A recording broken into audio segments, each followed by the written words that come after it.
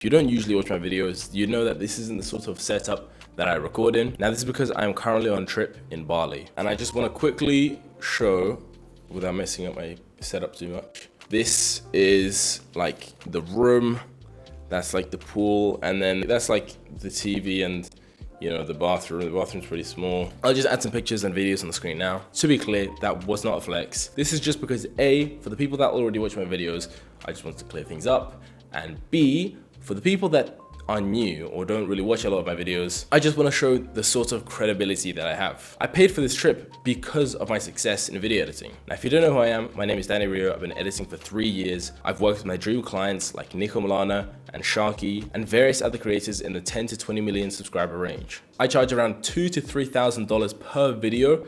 That's not per month, that's per video. And again, that wasn't a flex. This is just to clear up who I am and why you should be listening to this video. And if you are watching this video, it's because either you are A, new to editing and want to seriously raise your prices, or B, you're sort of plateauing and you're at a point where you can't seem to raise your prices and all you seem to do is just drop your prices every now and then for clients that say no to your current one. Maybe you want to charge like $150, but clients say no, so you'll do the work for $100 or $110 or maybe even like $80. Now, first I'm going to talk about why lowering prices does not work. Now, if you're editing in a niche that's considered oversaturated and you think the best way to get clients is by lowering your price, then you're wrong. In fact, this doesn't even go for like just saturated niches or saturated editing styles. Just in general, if you lower your prices for the sake of bagging clients and you think that's gonna work, you're wrong. Now, let's say you edit for $250 per video. That's your price.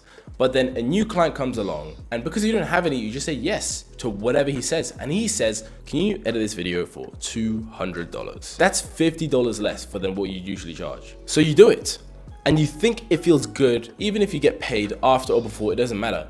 But then halfway through, you sort of feel like shit. You've been editing for this long and you realize you're not getting paid what you deserve. You're not getting paid what you used to. So now not only is your dopamine gonna be much lower, but you're gonna feel like shit because you just lowered your standards for somebody, made some pretty good work, and now you're not even motivated enough to finish the rest of it. Now let's just take an example. Imagine you were looking to buy an iPhone 15. Now, all these listings, they say 1,000, 1,002, 1,500, maybe like 1,300. You've seen all these prices very similar, some are cheaper than others, some are more expensive. But then you see this iPhone 15 listing for $50. Now, are you gonna buy that? Do you think it would be worth if you bought that iPhone 15 that costed $50? No, right? Exactly. If the iPhone 15's market value is around $1,000, $1,200, why is there one listed for $50? Do you think that if you bought it, you'd get the same value as the ones that are listed for much, much higher? No, you wouldn't. Because this is either broken, or maybe half its functions don't work, or it doesn't turn on, or maybe it's just a case, or maybe it's just some sort of add-on or subscription that comes with iPhone 15s. Maybe it's just a complete scam, maybe you get nothing. This is exactly how people are gonna see the pricing on your videos. Chances are you're a good editor. You have some good visuals, you know how to create some solid pattern of sound design. Maybe you're like this expert storyteller, maybe you can get client really good retention rates. Because you're so scared of charging what you want to charge and that you lower your prices, clients are gonna see this and they're gonna think, okay, so then what's wrong with this guy? Why is he charging so cheap? If he's this good, what's the catch? Why so cheap? Now, moving on to how you can actually raise your prices. What elements and frameworks can you implement into your work that actually makes your editing perceived as a lot more valuable, therefore making you a lot more money? Now, I want to start off with something that I call leverage. Now, you may have heard of this term, but in case you haven't, and in case you're new to this channel, let me explain to you what I mean by leverage. Now, let's say you're competing with another editor to get this one client, okay? Let's just say you and comp. There you go, you both know simple cutting. Well, then who gets the job if you both know how to do simple cutting? Well, let's say you actually know how YouTube works. So let's just put down knowledge, okay? Knowledge, so you, right? Okay, well then, what if he knows about YouTube just as much as you do? What do you do then? Well, then you gotta think of something else that you have, right? Oh, well, good for you. You know After Effects just as you know Premiere, okay? Oh, but turns out this guy also knows how to do Premiere and After Effects. Well, then who then? Well, I think you get the idea. If you know more, or if you have better skills or better abilities, then you have more leverage than everyone else. Let's say you can get videos faster than the deadline itself without lowering quality. That's leverage. Let's say you know After Effects and Premiere. That's leverage because you know more softwares, therefore you can make better effects, more effects, and you're a lot more creative than the other guy. If there's more that you can do for this guy in the editing process, then your work is a lot more valuable than the others. That is what is called leverage. Okay, so you might be thinking, okay, but I already applied for an editing job and this guy hired somebody else for cheaper. Well, then ignore those people. Now, let's say there was a client willing to pay that sort of money and they go straight to an agency. Now, let's say you do finally make $1,000 on a video through an agency. That's not you landing a client for $1,000. That's somebody else landing you a client for $2,000 and taking half of your profits. Think about that. The reason why these agencies take so much from you is because they know that this isn't going to work long term. Now, let's say you want to start an agency. This isn't raising your prices as an editor.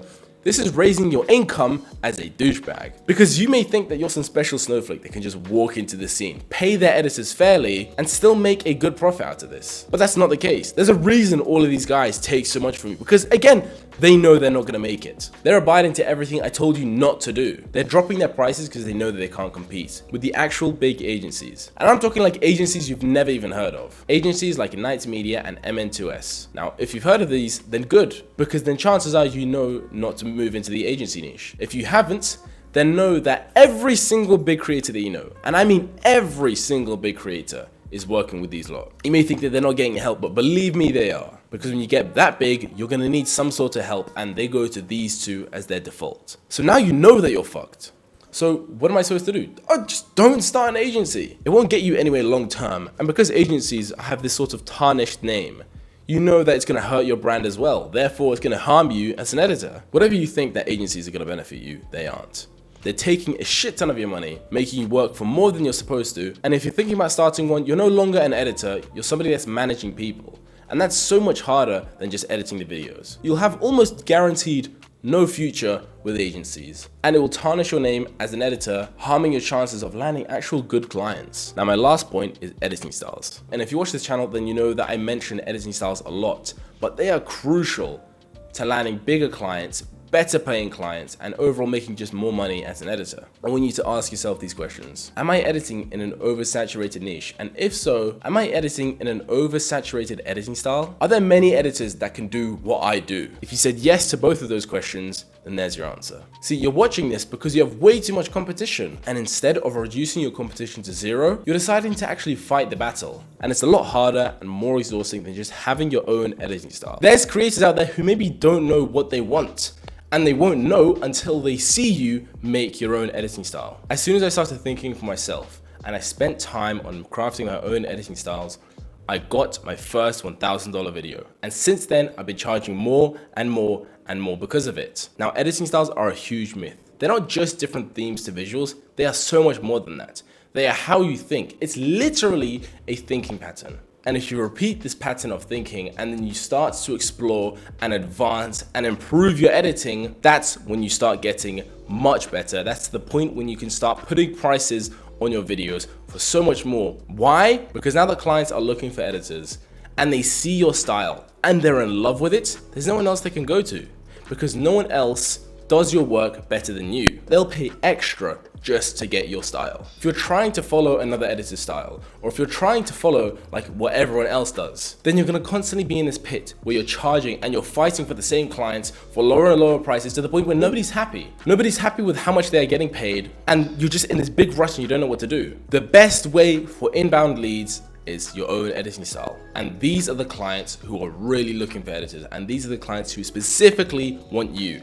That's when you have the upper hand, and that is when you can start raising your prices. Because if they say no to your price, they are now going to have to deal with the fact that they're going to sit there thinking about how they're going to get a shittier editor, and they're not going to get the main one that they wanted. They're not going to get number one. They're going to think about how they had to settle for number two. And number two isn't anywhere near what number one is. So you don't get that client, and that's fine, because the next client will come in and he will hire you because he has so much fear for the fact that he might have to think about, oh my God, I might have to settle for number two here. And he doesn't want that. He wants you. Because again, nobody edits like you better than you. And this applies for the current clients that you have. If you're working with current clients and you want to find a way to approach them and say that you want to raise your prices, don't tell them that you want to, tell them that you are. If you're charging $150 and you want to go to $200, say, hey man, I just want to let you know that I'm charging $200 per video now. They're probably going to want to negotiate. And if they want to negotiate, then let them know that this is your price. Okay, let them know that this is where you put your foot down. Because if they don't like that and they're not willing to pay the extra $50, then that's a client gone. And that's fine, because you are now going to find somebody else that's worth your time. You're going to find somebody that's actually willing to pay what you want to be paid. And therefore, you will get better results because you'll now have the real motivation that you need to get a good video done. Let me know what you thought of this video. I just generally want to know if you found this sort of stuff helpful, if there's more that you might want to know, and I'll put it in another video. I hope this helps, and good luck, bro. I believe in you. Peace.